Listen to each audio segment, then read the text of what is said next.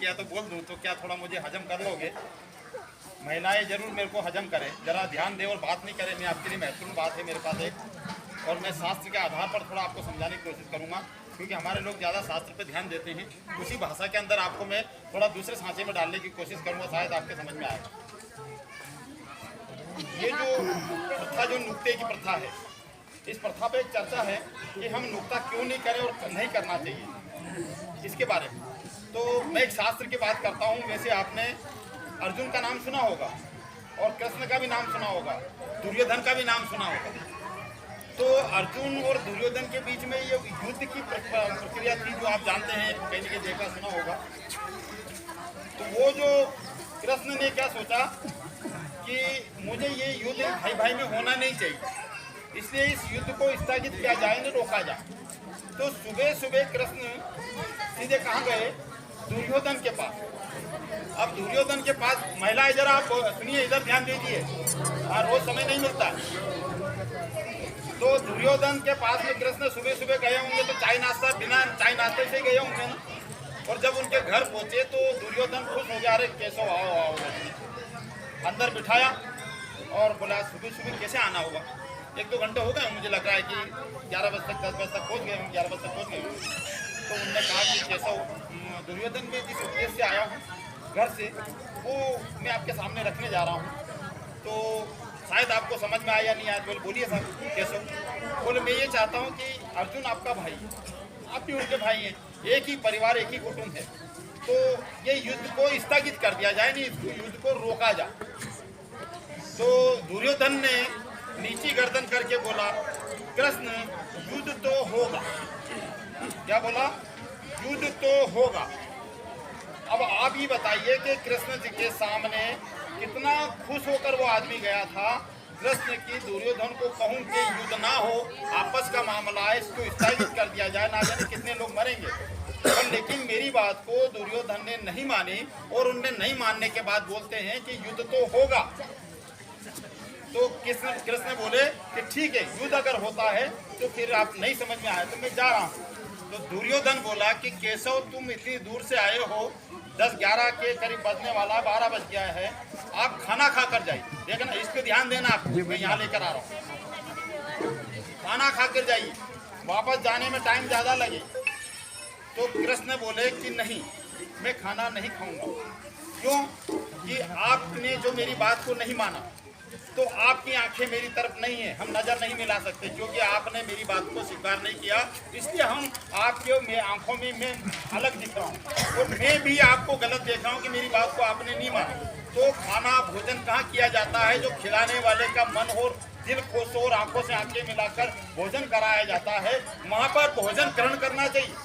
आप मेरे तरफ देख नहीं पा रहे हो, मैं आपकी तरफ देख नहीं पा रहा हूँ, मैं नर्वस हूँ, मेरी बात को नहीं माना आपने, मैं यहाँ भोजन नहीं कर सकता, मेरे भोजन अंदर नहीं उतरेगा। क्या वाकई में उतर जाएगा?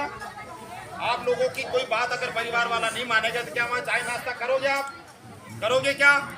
इसी तरीके से कृष्ण ने कहा कि यहाँ भोजन करना, खिलाने वाले का भी मन नहीं है, खाने वाले का मन नहीं है, भोजन ग्रहण नहीं हो सकता।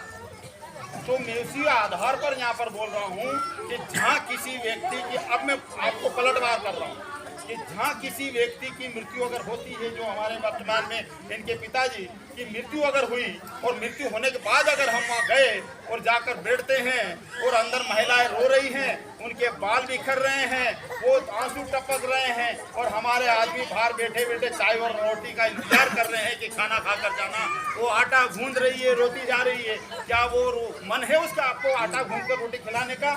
क्या मन है?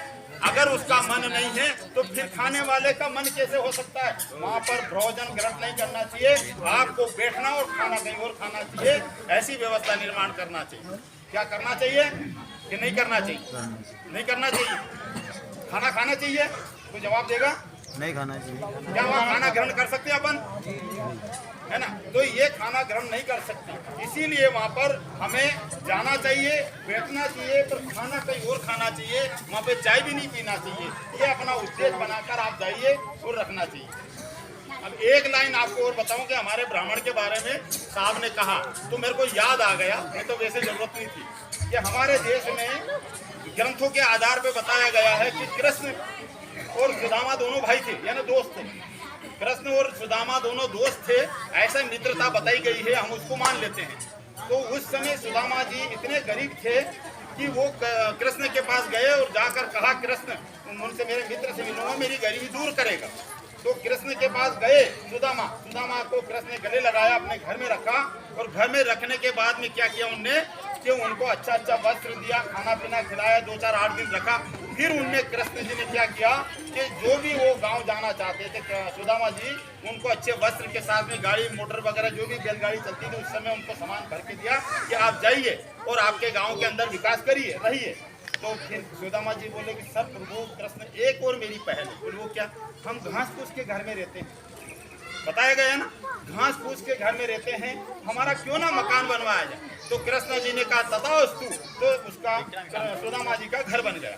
फिर उनने कहा कि हमारे कई ब्राह्मण लोग ऐसे हैं मेरे मित्र जिनके भी घास फूस के घर हैं। तो कृष्ण जी ने कहा तथास्तु, सारे लोगों के घर बन जाए। अब आप इससे तुलना कीजिए कि जब हमारे देश में ब्राह्मण आया था तो घास फूस के घर में रहता था, ऐसी उनकी व्यवस्था हमारे मकान जैसी नहीं थी। तो वो ब्राह्मण विदेशी था, हमारे देश में आया और घास फूस के घर पर रहकर हमारे लोगों यानी हमारे राजा के घर जाकर उनने सारा सामान लिया गरीबी बताकर।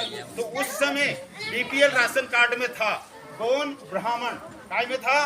बीपीएल राशन कार्ड में। और उस समय हमारे राजा ने यानी कृष्ण ने सामान कपड़ा लत्ता उसको सब दिया और इंदिरावास भी बना कर दी। इंदिरावास बोला जा सकता है, इंदिरावास भी बना कर दी ब्राह्मणों की। तो हमारे कृष्ण ने उनको इंदिरावास बना कर दी, उनको खाना पीना सब दिया, सामान दिया। वो ब्राह्मण जो बीपीएल राशन कार्ड में था आज वो एपीएल में है और हम बीपीएल में है और हमको बीपीएल भी नहीं मिल रहा।